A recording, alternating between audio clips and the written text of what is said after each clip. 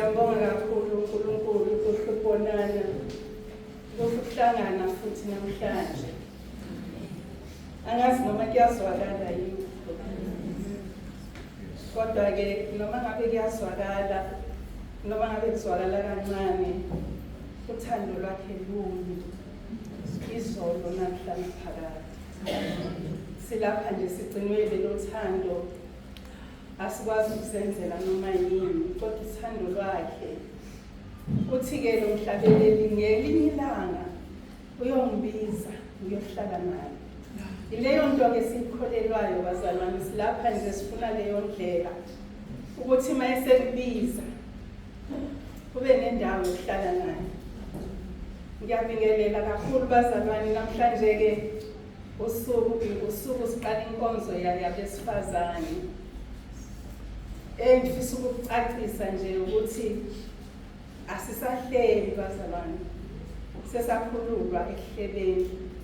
So asinamahloni ukuthi obaba bakhona, asinandaba nje khona babo ngoba sisahleli, yangithi amen. Esikusho la sishizwe kaNkulunkulu, asikhulumi ngokuthi ubaba ubani ushaya umama ubani, yangithi amen. So asisahleli, sakhululwa ekuhleleni. So ungashaywa amahloni baba ukuthi ufikile. uNkulunkulu befuna ukuthi sizothini. So siyajabula kakhulu ukuthi baphathi wethu obaba, ngibingelele bonke omama neyintombi. Ngiyakholwa zikhona neyintombi. Ngiyabonga, ngiyakholwa nokuthi bakhona nabancane noma ke singabamemile kodwa nje bakhona laba basaphatha. Umgomo-ke noma itheme yenkonzo yethu bazalwane sizoyithola lapho encwadini kaJohane. Asivuleni uJohane chapter 8.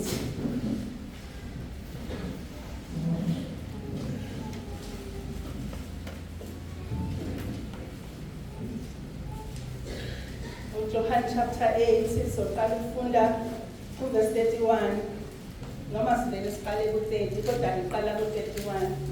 Siqale ku-verse 30. Isihloko sithi uJesu phendulana nabaJuda ngo-Abraham. Siqaleke ku-verse 30. Esakhuluma lokho abaningi bakholwa nguye. Sesingena-ke kwitheme. Ithi khona uJesu wathi baJuda basebekholiwe nguye, uma nini ezweni lami ningabafundi bami isibili. Ngiyakulazi iqiniso neqiniso liyakumkhulula. Singakangenike ezwini ngizocela sikhuleke. Yena thando, yena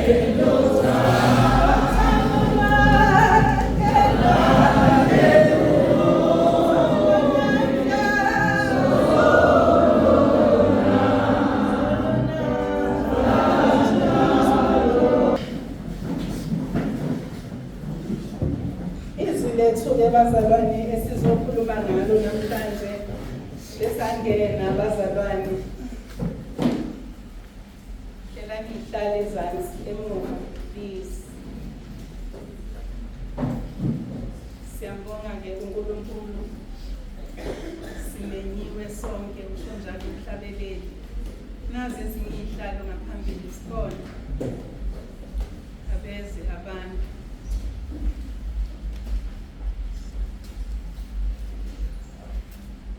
Izwi-ke esikhuluma phezu kwalo, sikhuluma ngetheme yethu ekhuluma ngokuthi ngiyalazi iqiniso, neqiniso liyonikhulula. Iqiniso liyini iqiniso?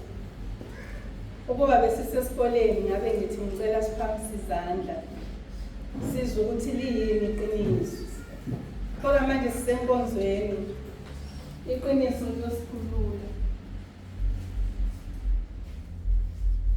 Lithi leli zwi siyakulazi futhi lona liyosikhulula. Uthi-ke uJesu la kulaba abasebekholile, njengoba sesikholiwe nje bazalwane, uthi ningabafundi bami sibili uma nigcina izwi lami. Kusho ukuthi izwi likaNkulunkulu liyiqiniso. Ikhona-ke into engithe uma ngabe ngikhuleka ngale ndaba ngiyinikezwa ngafundisa ukuthi kanti ngabe iqiniso liyini kahle kahle. Ukuthi iqiniso liyizwi likaNkulunkulu, iqiniso liwuJesu Kristu uqobolwayo. Ngoba uma wazi uJesu uyalazi iqiniso, uthi ungumfundi wakhe sibili. Siyenzani-ke le ndaba bazalwane ukuthi sazi iqiniso bese liyasikhulula, lisikhululaphi iqiniso? Njengoba besithi iqiniso liyizwi likaNkulunkulu, lisikhulule ezonweni, sikhululeka emthethweni wesono. Isono siba namandla phezu kwethu uma sazi iqiniso. Kodwa uma ngabe siflathelisa indlebe zethu eqinisweni, isono sizosiqhoqhobayo. Uyazi ukuthi akumangalisi bazalwane uma ngabe namhlanje ngizohlaselwa isono esithize nakusasa siphinde singiphinde, ngoba ngiyaflathelisa indlebe zami eqinisweni. Kodwa uma ngabe ungaflathelisa indlebe zakho eqinisweni, iqiniso liyakhuluma. Ngoba kuthi makuqhamuka umkhumbuzo usathane wanqotshwa. Nganqotshelwa mina. Athi mayikhumbuza izolo lakho uthi ngadlula lapho, ngakhishwa. Kodwa uma ngabe ungenalo iqiniso, ungaqinisekile kwasanawe ukuthi uphumile kwangampela, ilala isono sizoqhoqhoba lapho. Namhlanje bazalwane kule nkonzo yabesifazane ake silimele iqiniso ngoba ilona elizosikhulula. Akudingi-ke ukuthi uzukhipha imali ukuze ube nalokubiyeleka noma nale protection. Kodwa kudinga ukuthi uvume uJesu, ube suvuma izono, ube suyaphila. Ngoba uma usuzwile izwi leqiniso, lithi leli verse esiqale ngalo 30, lithi abasebekholiwe. uJesu usho kubo ukuthi niyalazi iqiniso futhi liyakumkhulula.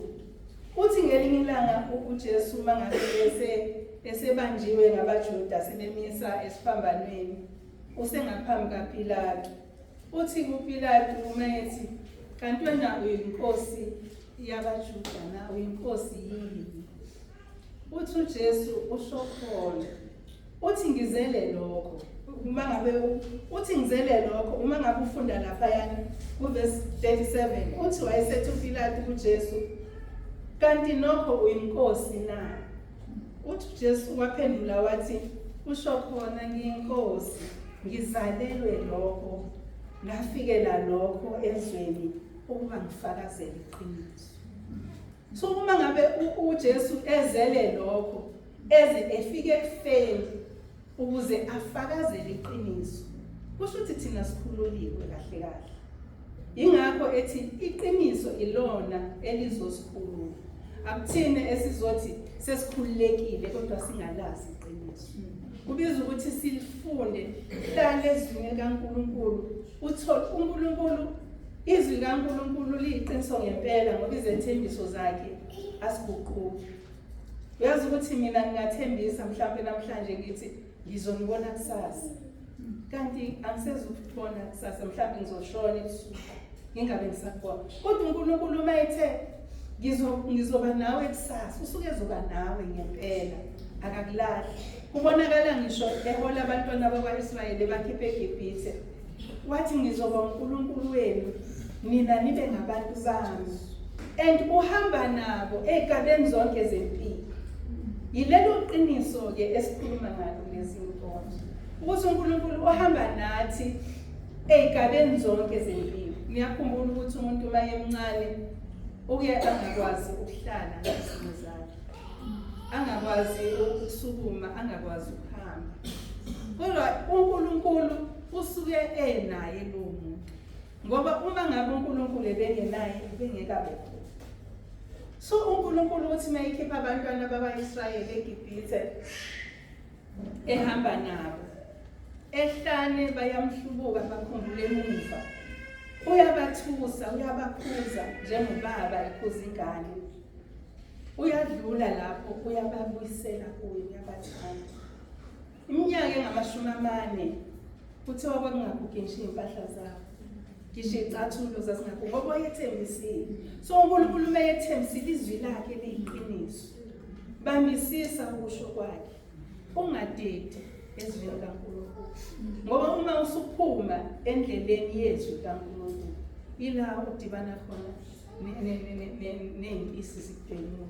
Ngikhumbula indaba yomprofeti, angisayazi ukuthi kuphi nendawo. Umprofeti okwakuthiwe angangeni emzini, angadli emzini. Uqhamuka omunye umprofeti uyamkhohlisa ukuthi uNkulunkulu uthanda ikuthethe ngena kwamuhle. Uma esephuma lapho uNkulunkulu uthi ilokuza ibhubesi lizokudwengula ngeke uncwajwe isidumbu sakusola eceleni kwendlela. Kwenzeka nje kanjalo. Ukuthi uwenzile umsebenzi kaNkulunkulu. Bazalwane, ukuthi ngimile la namhlanje akusho ukuthi mistake engizoyenza kufika usuku lwami ngeke ngijezele. Futhi akusho ukuthi angeke ngisajeziswa ngoba mina ngikhulumile nani mhlawumbe nezwe. Kodwa uNkulunkulu uthembeke ngendlela yokuthi iqiniso akakudluli kulona.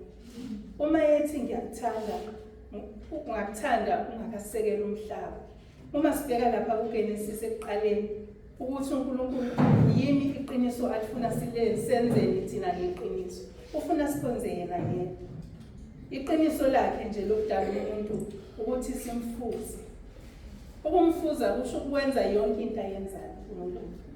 Hayi imisebenzi emikhulu engasifanele, kodwa nje ukumkhonza, sithobeke, sithande, sinakekele abampofu, senze kahle phambi kwakhe. Yilokho nje ayethi simfuza ngakho. uJesu uthe mayihamba emhlabeni wazenza lezi zinto. Siyambona esuthi sihlwele lapha yana kade zimlandela zingasenakudla. uJesu wabasuthisa. Siyambona ukuthi unakho lokuthi uyabathanda abantu. Kodwa thina siyahluleka ukuthanda abantu. Siyahluleka nje ukuthanda umakhelwane njengalokhu sithanda. Usho njalo umyalo. Iqiniso ke ilona elosikhulula abazalwane. Alizukusikhulula kulo mhlaba kuphela iqiniso. Kodwa naphambi kaNkulunkulu iqiniso losikhulula. Ngoba into enhle ngeqiniso ukuthi alicijiyele. Yes. Awukwazi ukuthi kade ngithe mhlawumbe namhlanje ngathi ngizomthengela ingubo nangothuli. Bese ngikusasa angisayithengile ingubo bese ngithi hayi ngiyithengile ngishiye ngalena. Abese ethi hawu asiyilande phela. Sekufanele ngichibiyele ke manje ngithi hayi kusho ukuthi umamcela uhambe naye. Mase ngihlangana nomamcela asisayikhuluma yengubo. Mase singasayikhuluma yengubo uthi useyamanga ukuthi hawu kanti mama ingubo sekufanele ngichibiyele. Kanti uma ngikhuluma iqiniso lithi cha ngikhohliwe ukuyithenga ingubo ayikho. Akukho kunye ngizophinde ngibuzwe khona. Bazalwana silimele iqiniso. Awungathi namhlanje uthi ngumntwana kaNkulunkulu ngisindisiwe. Uphume la ngaphandle singasekho thina sikubonile namhlanje usho njalo. Ukusuthi hayi ngiyakholwa nje. Mali iqinisweni ngoba ngikuchibiyele. Angeke umuntu athi uthe usindisiwe. Pho yini lezi zinto elivele ekhanda lakho? Ukusuthi hayi ngiyenzile nje. Asilimele iqiniso ngoba liyosikhulula. Umuntu uthi mayekubona abona ukuthi cha lo umzalwane mhlawumbe usindisiwe. Ebese ethi umuntu ukhonzayo. Awukwazi ukuchibiyela iqiniso. Bazalwane asilithengisiseke namhlanje iqiniso. Funisisa okuyintando kaNkulunkulu. uNkulunkulu ufuna simkhonze. Simkhonze ngokwethembeka. uNkulunkulu ufuna ukuthi athi mayesho i-instruction siyenze ngokwethembeka. uNkulunkulu ufuna ukuthi uma ngabe ekubusisa akubusise angayisoli ukuthi ngikwenzile. Ngoba uNkulunkulu uyayisola, uNkulunkulu uke wayisola ngabantu. Wathi ngiyasola ukuthi ngenzile umuntu. Wehlisa uzamthola. Akafiki lapho ukuthi uNkulunkulu akayisole ngempilo yakho. Ngoba uNkulunkulu mayeyisola ngempilo yakho kusho ukuthi yonke protection iyaqhela kuwe. Usale wedwa, usale baba. Kube safike isilingwane esincane nje. Untshontshe airtime uthi esebenza. Sengantshontshe airtime ka5 rand. Kanti ngoba uqhele iprotection.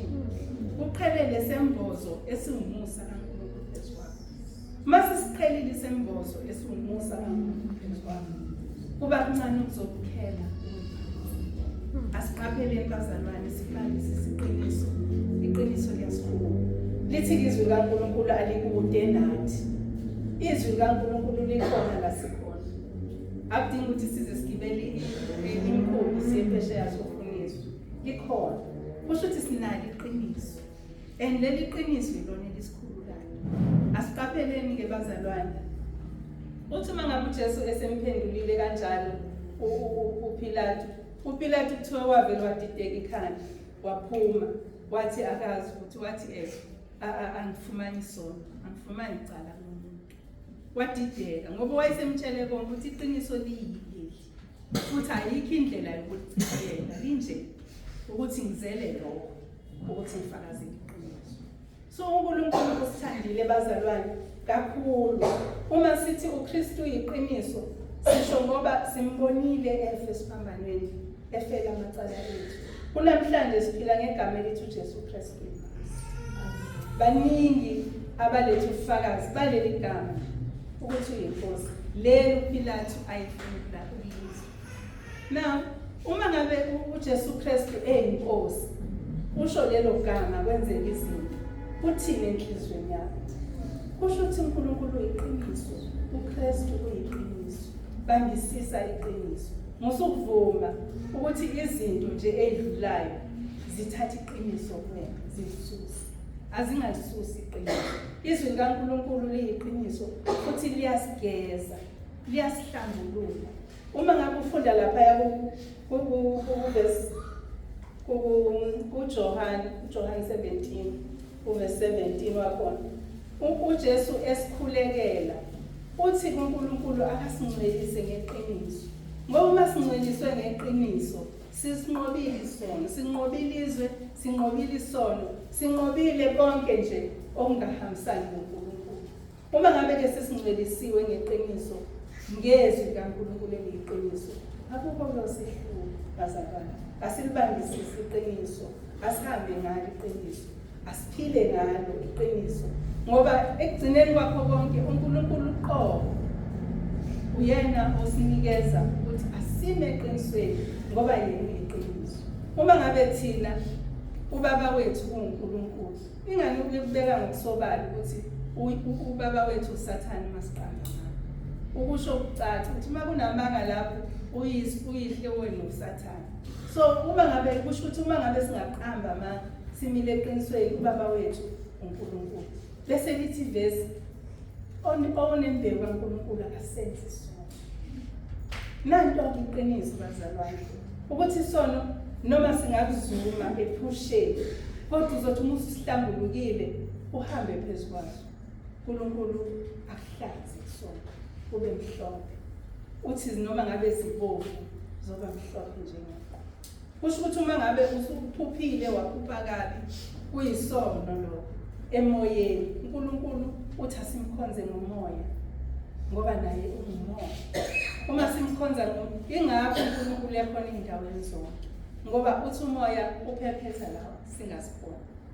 Ingalokho kufanele thina asihlale ezwini lakhe, izwi lakhe lizosipholela ilazi lonke iqiniso. Bazalwane ngijabulile kakhulu ukuthi ngibe nani. Inhloso ukuthi simazi uNkulunkulu ingoba wasidala ukuthi simfuze. Inhloso yokuthi silazi izwi likaNkulunkulu ukuthi sithole i-direction simfuza kanjani. Uma ungasalifundanga ke izwi likaNkulunkulu uzomfuza kanjani ungazi ukuthi kufanele wenze njani. So i-campus i-direction siyithola la ezwini lakhe ukuthi simkhonze yena yedwa, simkhonze ngayo yonke inhliziyo yethu nangayo yonke ingqondo nomphefumulo wethu. Simkhonze yena umyalo omkhulu asinikezela. Ebese-ke sikwenza okunye okudlulile, sithande umakhelwane njengoba sisithanda. Sike sakhuluma ngokuthanda umakhelwane asizukuphindela la. Kodwa ukuthanda umakhelwane njengalokhu usithanda kuwumyalo ovela kuNkulunkulu. Ngoba uNkulunkulu uthande wena nawe. Azange azabale ukuthi hayi wena ngoba uzalwe endlini engacacile, hayi noma ngingakuthandanga. Wena ngoba ufundile, hayi noma ngingakuthandanga. Wena kodwa usithanda sonke ngothando olufanayo. Uthi obehlabelela uthi uthando lukaBaba lubanzi ujulile. Ngoba usithanda sonke ngendlela efanayo. Akakhethi ukuthi umlungu noma umuntu omnyama noma njani. Kodwa nje uthando lwakhe umuntu amakhe ngomfanekiso wakhe, umthanda njengoba ethanda nomuntu.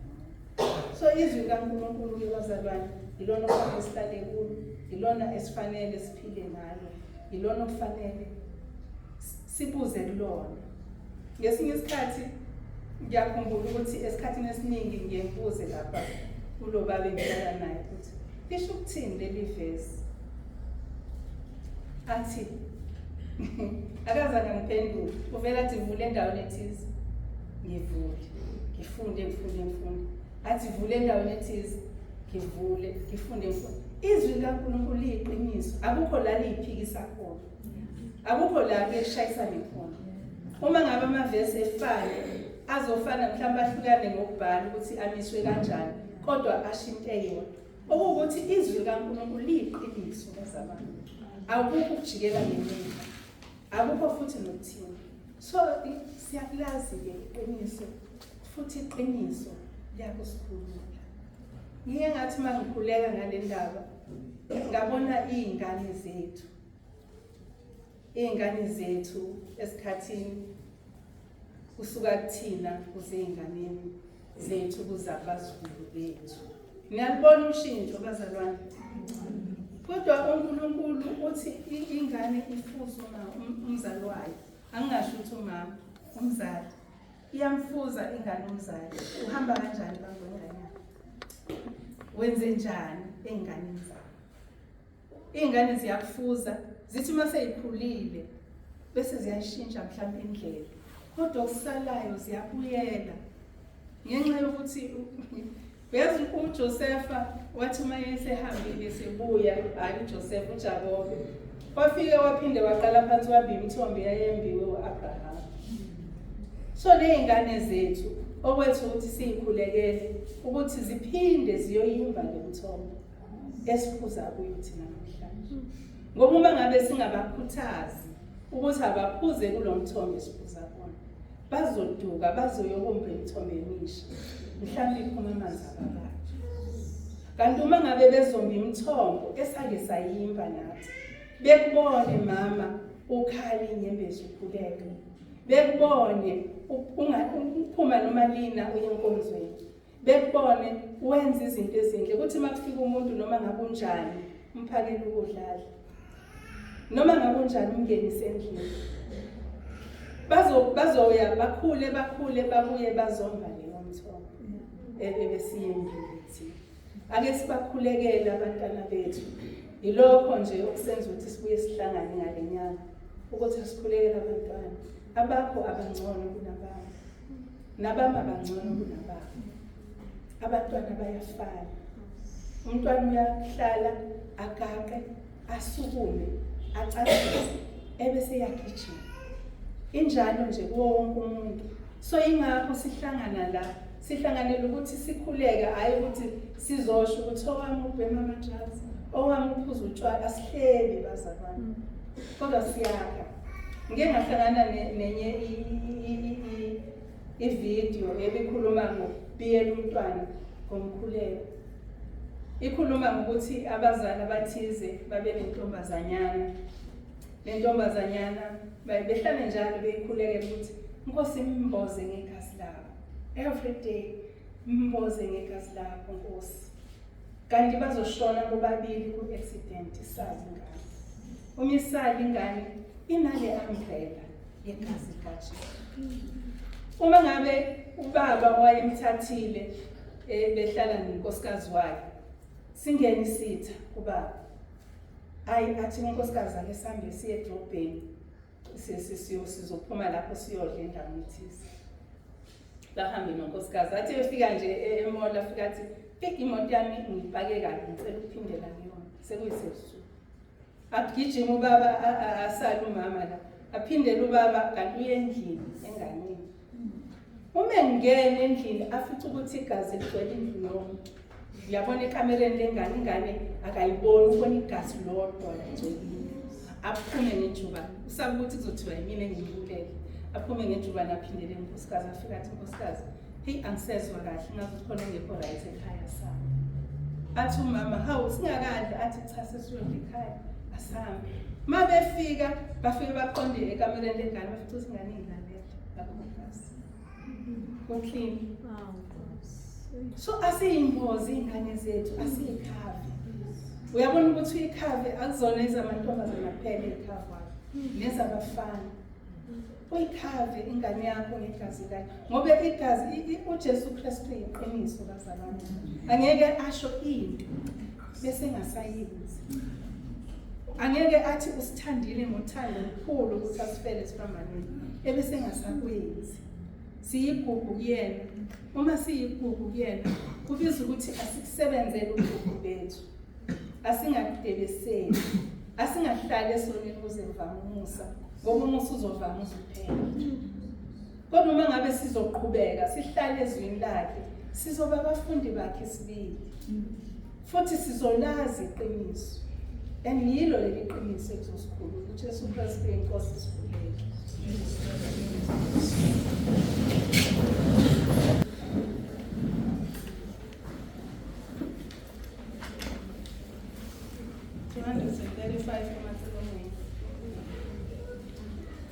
Oh, bani lavo,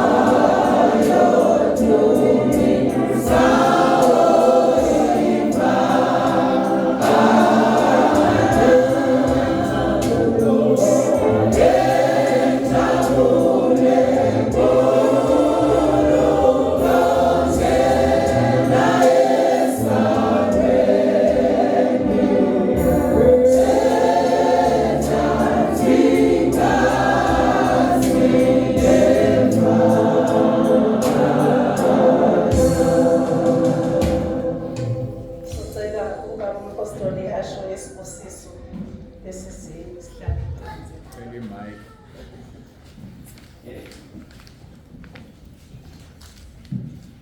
Umusa weNkosi yethu uJesu Kristu, nothando lukaNkulunkulu uBaba nobudlelwano bukaMoya Ngcwele, makube naloyo phakathi kwethu iNkosi yethu uJesu Kristu izibuye landi ibandla layo. Amen. Nibe nokuthula kweNkosi.